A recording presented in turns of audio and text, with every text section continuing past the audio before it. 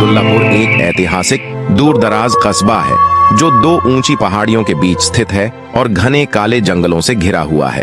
इस कस्बे का मुख्य आकर्षण एक सदियों पुराना किला है जिसने अपने अंदर कई अंधेरे अलौकिक घटनाओं को समेट रखा है। जब जान और डियाना, दो युवा छात्र, अपनी कॉलेज की ट्रिप पर इस किले का दौरा करते हैं तो उन्हें जल्दी ही एहसास होता है कि यह सफर अजीब और रहस्यमय हो गया है।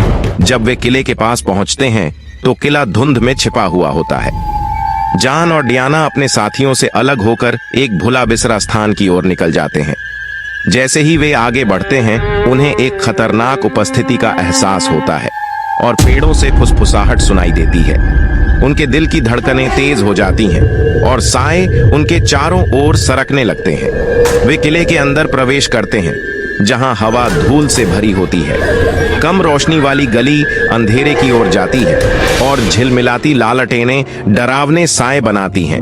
जैसे जैसे वे अंदर जाते हैं हवा में एक ठंडक महसूस होती है और अचानक एक दूर की भूतिया चीख चुप्पी को तोड़ देती है। जान की आंखों में डर आ जाता है लेकिन वह डियाना के साथ आगे बढ़ता है। एक प्राचीन कमरे में पहुंचकर वे वहां रहस्यमय चिन्ह देखते हैं और बीच में एक टूटा हुआ आईना नजर आता है। जब डियाना आईने के पास जाती है तो उसकी परछाई बदलकर एक डरावनी शक्ल में तब्दील हो जाती है। उसके चेहरे पर खोखली आंखें और भयानक मुस्कान होती है। डियाना डर जाती है और जान उसे तुरंत खींचकर पीछे हटा देता है।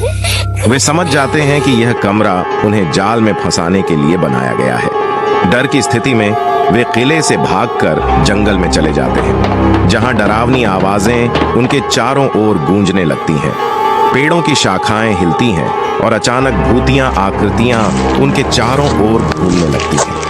हवा इतनी ठंडी हो जाती है कि उनकी सांसें भी धुंध बनकर उड़ने लगती हैं। जान और डियाना एक दूसरे की ओर देखते हैं और उन्हें पता चलता है कि अब उनके पास भागने के अलावा कोई विकल्प नहीं है। वे फिर से किले की ओर भागते हैं जहां एक प्राचीन राजा की आत्मा उनके सामने आती है।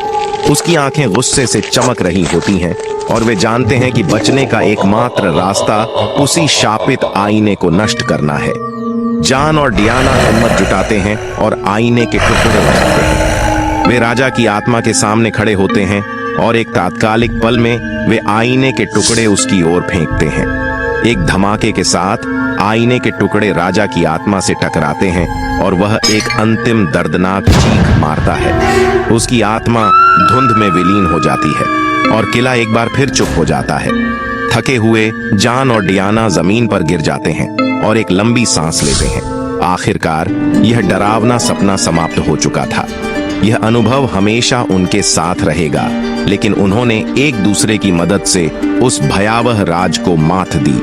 अब्दुल्लापुर के किले की कहानी अब एक नई शुरुआत की प्रतीक बन चुकी थी, जहां दो युवाओं की हिम्मत ने अंधकार को प्रकाश में बदल दिया।